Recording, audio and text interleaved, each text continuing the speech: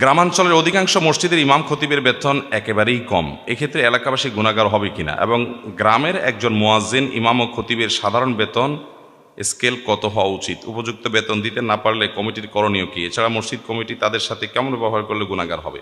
অনেকগুলো প্রশ্ন একসাথে করে ফেলছেন। এ বিষয়ে জবাব দেওয়ার আগে বলতে চাই, কদিন আগে একটা ভিডিও ফুটেজ দেখছি আমি, আপনারা কেউ কেউ দেখছেন কিনা জানি না। ইন্ডিয়ার একজন আলেম, ভারতের একজন আলেম, উনি এরকম কোন এক মাহফিলে বক্তব্য দিচ্ছেন স্টেজে, পাশে মসজিদের ইমাম সাহেব ছিল এলাকার। তো এই ইমাম সাহেবকে জিজ্ঞেস করতেছে, আপনি কি এলাকার ইমাম? বলে হ্যাঁ। বলেন যে বেতন কত? তো ইমাম সাহেব বলে 5,000। তখন ওই আলেম সাহেব বললেন নামাজ হবে না একটারও। আপনার বেতন যদি 5,000 দেয় তাহলে এগুলো একটারও নামাজ হবে না, কারণ 5,000 দিয়ে বেচারা কি করবে, কেমনে চলবে?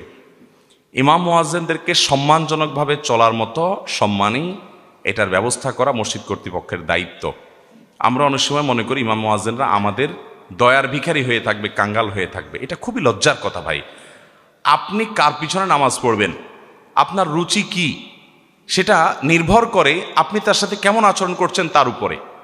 আপনি যদি ইমামকে চাকরের মতো ট্রিট করেন, আপনি যদি মনে করেন আপনার ইমাম কাঙ্গাল হয়ে থাকবে, গরিব হয়ে থাকবে, অভাবী হয়ে থাকবে, ভিখারি হয়ে থাকবে, আপনার কাছে হাত বাড়াবে, আপনার দিকে চেয়ে থাকবে, তাহলে তো আপনি একজন চাকর, যাকে আপনি চাকর হিসাবে ট্রিট করতেছেন, আপনি চাকরের পিছনে নামাজ পড়তেছেন। আপনার নামাজ নিয়ে তো টানাটানি হতে পারে। নামাজ তো পড়বেন ইমামের পিছনে। ইমাম মানে তো নেতা, তাকে আপনি নেতা বানাবেন, নেতার মতো করে তাকে রাখবেন, সেই মানসিকতা থাকতে হবে। বেশিরভাগ মসজিদগুলোতে এগুলো নেই। অনেক মসজিদের ইমাম সাহেবরা আমাদের কাছে প্রশ্ন দেন, ভাই ঈদের সময় মুসল্লিদের কাছ থেকে টাকা উঠানো, ইমাম মুয়াজ্জিনদের ঈদ উপলক্ষে বোনাস দিব এটা বলে, রমজানে ইমাম মুয়াজ্জিনদের জন্য টাকা তোলা হয়, বিভিন্ন সময় টাকা তোলা হয় তাদের বেতনের কথা বলে, বোনাসের কথা বলে। বেশি টাকা উঠলে কমিটির লোকেরা তাদেরকে হালকা পাতলা কিছু দিয়ে বাকিটা মসজিদে রেখে দেয়। সম্পূর্ণ গুনাহ হবে এবং নাজায়েজ হবে, এটা জায়েজ নাই। ইমাম সাহেবদের বেতনের স্কেল কত হবে? একটা সমাজে যেখানে মসজিদ, সেখানে সম্মানজনকভাবে তার বেঁচে থাকার জন্য যা দরকার সেটা দিতে